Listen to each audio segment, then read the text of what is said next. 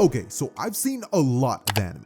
And let me tell you something, not one of them compares to the binge ability of Dandadan, which is what I personally rank my animes on. Some people might rank them based on how good the story is or how good the action scenes are, but you know what? I'm a little more simple than that. I like to turn my TV on and watch something for like 6 hours straight.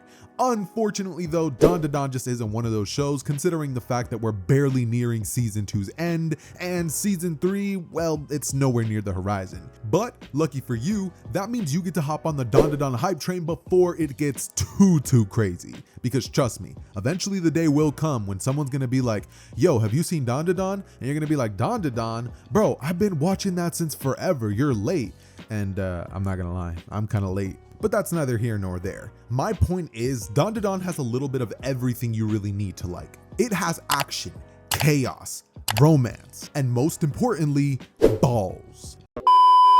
But jokes aside, Dandadan genuinely is one of the best animes that I've seen in a while. Its animation genuinely caught me off guard by how good it looks, considering what I had to look at when I was scrolling through Netflix. I can't tell you guys how many times I just scrolled right past Dandadan because the image that showed up for the trailer just didn't look that cool. I was like, this guy kind of looks like a loser. I didn't understand how sick Turbo Granny's powers were until I fully delved deeper into the anime. And let me tell you, it was worth it. And I know what some of you guys might be thinking, dude, isn't Dandadan that super weird anime with that strange episode 1?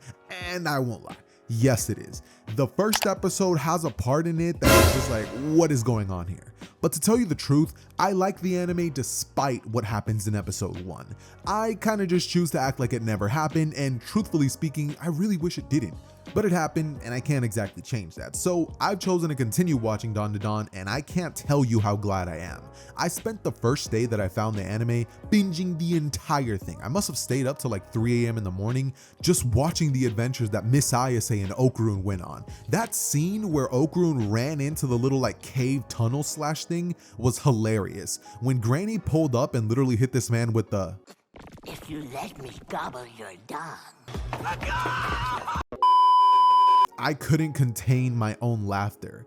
And when I saw the way that they tried to fight Granny and get the dude's balls back, it was just absolutely hilarious. And I say all this to pretty much get to the point that is, Dandadan is genuinely peak. I genuinely think that any of you guys watching this video, if you just tune in and watch at the bare minimum the first 3 episodes of this show, you will most likely like it.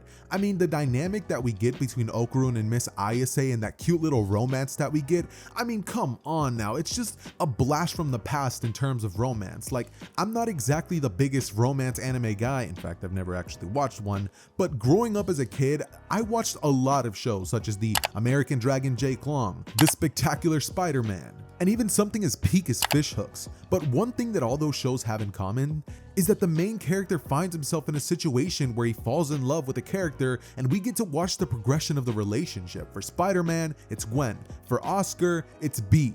And for Jake, it's Rose. And you know what spices up these kinds of things even more? When you add a third party. And that's exactly what a specific character who's in the show pretty much plays that role perfectly. We get a hilarious stretch of episodes where we find ourselves in a 3-person love triangle for a character that you would think has no business being a part of that. And that's what makes Dandadan's romance scenes so unbelievably entertaining. It's the dynamic. It's the fact that Okurun isn't some ladies' man that can easily just, use his words to get whatever he wants, or even get to the point where he can hold Miss Ayase's hand. It's pretty damn good. But that's enough talking about the romance. Now let's actually get into the action. Okurun serves as the main character with his sidekick, aka love interest, Miss Ayase, who, if I had to compare her to something else anime related, I would say it's kind of similar to the relationship that we get between Natsu and Lucy. Actually, now that I think about it, it's a lot more similar. They even have a freaking talking cat. That's insane that I just noticed that. But anyways, moving on. The action's pretty damn good and the characters aren't necessarily broken, so if what you're into is more along the lines of planet busting strength, then this might not be the one for you. And to be honest, I'm kind of guilty for falling into that section of anime watchers. I don't know what it is, but sometimes watching characters that aren't that strong can sometimes lead me to be a bit turned off, but Dandadan has so many more entertaining factors to the show that I just found myself hooked and I could not possibly find a way out. And season 2 just goes on to get even better, introducing a character by the name Gigi, who happens to be voiced by Alex Lee, who also voices Sun Jing Woo in the very popular anime Solo Leveling, which means that of course the character of Gigi has a whole lot of aura, and the fights that we end up getting between his character and somebody else down the line, oh man are they insane. Matter of fact, I don't know why I'm doing this whole no spoiler thing, since if you've clicked on this video you've most likely already seen Dandadan anyways, and you're probably just wanting to hear somebody else give their opinion on an anime that you also enjoyed, so let me get to that. Dandadan is genuinely a breath of fresh air with a little bit of everything sprinkled in there, and their power system consisting of aliens and also these like demon type creatures is just absolutely amazing. And I know hearing that at first glance probably doesn't make you get too excited considering the threats that they're going up against, but really I do mean it. It is so entertaining to watch the way that they go up against different little characters, all the while our main character Okarun is struggling to figure out how to even use his own powers, which were given to him by Turbo Granny, the absolute GOAT of the series. A character that I didn't think I was going to end up liking as much as I did, but I do. She serves as a happy figure for me, and the way that she acts whenever she coaches Okarun through things or simply just adds her comedic effect, it's just gold in my opinion. And my second favorite character happens to be Ira, just because I love the interactions that she has with Miss Ayase and all the dumb little stuff she got up to in season 1 and later in season 2. If I'm being honest, she kind of gives me Juvia vibes from Fairy Tail. I don't know if you guys get that connection as well or if I'm just a weirdo, but I genuinely do think it's there. And in my opinion, I also think she has one of the coolest character designs, just because I'm a bit of a sucker for pink-haired anime characters, and I think they absolutely nailed the design. If I'm being honest, she kind of gives me Gil Thunder as a guy kind of vibes. At least when we're talking from a hairstyle perspective. I'm gonna put it up on screen. Do you guys get the resemblance, or am I just kind of talking out of my butt?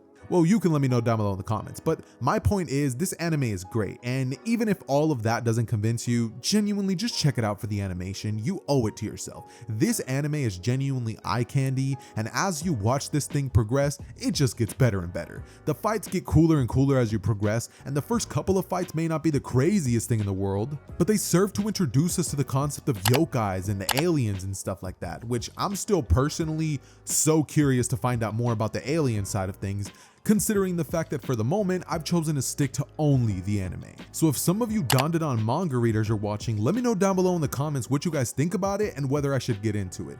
Truthfully speaking, I'm only a bit apprehensive to get into it just because I would really want to read it as the physical copy. I don't know what it is about doing that, but lately my girlfriend gifted me the My Hero Vigilantes thing, and I've just been obsessed with wanting to get my hands on another box set, but since the economy kind of sucks right now, it's a bit difficult to get myself a whole bunch of manga and be able to pay my rent.